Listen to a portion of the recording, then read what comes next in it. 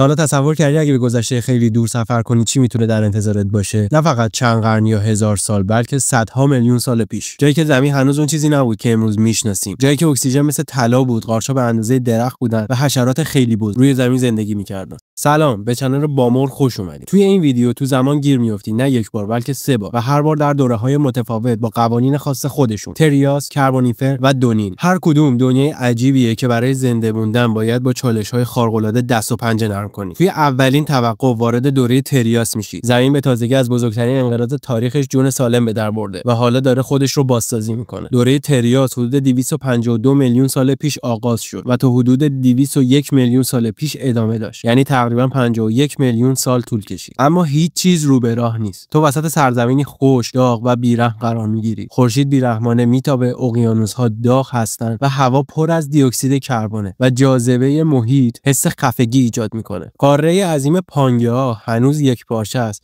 که در مورد پانگئا جلوتر بهتون توضیح میدم. ولی الان بریم سراغ بادهایی که تو دوره تریاس میوزید. بادهای سوزانی که در اوایل دوره تریاس میوزیدن دمایی بین 40 تا 50 درجه سانتیگراد داشتن و گاهی حتی بیشتر. در بعضی از مناطق پانگئا که از دریا دور بودن حتی این دما میتونست به 70 درجه هم برسه. این گرمای وحشتناک به خاطر مقدار زیاد گاز CO2 در جو یا اثر گلخانه‌ای شدید و فعالیت‌های عظیم آتشفشانی و نبود پوشش گیاهی گسترده برای تعدیل دما بود. توی دوره تریاس بادهایی میوزید که دماش بین 40 تا 50 درجه سانتیگراد بود. یه جوری انگار آتیش داره بهت میخوره. بعدن تو این گرما سریع آبشو از دست میده، طریق دیگه فایده‌ای نداره و گرمازده میشی. پوستت شروع میکنه به سوختن، حالت بد میشه و اگه سایه یا پیدا نکنی زنده موندن حتی واسه 1-2 ساعت هم خیلی سخت میشه. خلاصه اونجا حتی نفس کشیدن هم جونتو میتونه تهدید کنه. توی این دوره تازه اولین دایناسورها پا به زمین گذاشت. آب و هوای خشن، فعالیت‌های آتشفشانی گسترده و نبود منابع آبی مناسب شرایطی شبیه جهنمی که تو تصوراتمون داریم به وجود اومده بود. حالا بریم سراغ قاره پانگئا. یک ابرقاره عظیمی بود که حدود 335 میلیون سال پیش شکل گرفت و تقریبا 200 میلیون سال پیش شروع به شکستن کرد. در زمان خودش پانگئا تقریبا همه خشکی‌های زمین رو تو یک توده واحد کنار هم جمع کرده بود. قاره بی‌نهایت پهناور، اقیانوس‌های وسیع مثل پانتالاسا دورش رو احاطه کرده بودند. وقتی پانگئا شروع به شکستن کرد، دو خشکی بزرگ به نام‌های لورازیا در شمال کره زمین و گاندوانا در جنوب کره زمین به وجود اومدند. این شکسته شدن آغاز فرایندی بود که در نهایت به شکل‌گیری قاره‌های امروزی رسید. پانگئا برای دانشمندان اهمیت زیادی داره چون نشون میده قاره‌ها همیشه ثابت نیستن و پوسته زمین در حال حرکت و تغییرات پیوسته است. در ثانیه‌ای تو به کربونیفر پرت میشی. دوره کربونیفر حدود 359 میلیون سال پیش شروع شد و تا حدود 299 میلیون سال پیش ادامه داشت. این دوره به خاطر جنگل‌های عظیم و ذخایر زغال‌سنگی که به جا گذاشت معروفه. در واقع اسم کربونیفر هم به معنی حامل کربن هستش. کربونیفر جاییه که همه جای سبزه، اما نه به شکلی که تو فکر می‌کنی. درخت‌ها به اندازه ساختمون‌های آسمون خراش هستن و سرخس‌ها بدون گل همه جا رو پوشوندن و جنگل‌هایی به وجود اومده که حاصلشون میلیون‌ها سال بعد زغال‌سنگه. اما تو در امان نیستی. اکسیژن توی هوایی که ما الان داریم تنفس می‌کنیم 21%، ولی در دوره کربونیفر به 35% رسیده بود که بیشتر از همیشه است. همین دلیل هم باعث شد که حشرات به غول‌های ترسناک تبدیل بشن. سنجاقک‌هایی با بال‌هایی به اندازه عقاب و هزارپاهایی به اندازه مار. تو دوره کربونیفر زمین یه جورایی تبدیل شده بود به یک بمب ساعتی. اکسیژن 35% فقط کافی بود که یک جرقه کوچیک بخوره و همه جا آتیش بگیره. جنگل‌های غول‌پیکر و گیاهان بزرگ پر از مواد قابل اشتعال بودن. حالا توی این شرایط با یه رعد و برق ساده یا یه جرقه آتیش به سرعت همه جا پخش میشد. با وجود این عوامل تکامل تو اوج خودش بود. تخم آمونیوتیک ظهور کرد و زندگی از آب به خشکی انتقال پیدا کرد. در مورد تخم آمونیوتیک یه توضیح مختصر بدم. تخم آمونیوتیک یه نوع تخم پیشرفته بود که تو دوره کربونیفر تکامل پیدا کرد. این تخم یه سری لایه‌های محافظ داشت که باعث میشد جنین داخلش بتونه دور از آب هم رشد کنه. یعنی برخلاف موجودات قبلی که تخمشون رو تو آب میذاشتن تا خشک نشه و جنین زنده بمونه، حیواناتی که تخم آمونیوتیک داشتن مثل خزندگان اولیه میتونستن تو خشکی هم تولید مثل کنن. در واقع تخم آمونیوتیک یه جور بلیت طلایی بود برای موجودات که دیگه وابسته به آب نباشن و راحت خشکی رو تسخیر کنن. آخرین توقف تو دنیای عجیب و تازه دونینه، جایی که زمین داره اولین قدم‌هاشو برای ساختن زندگی پیچیده برمی‌داره. حدود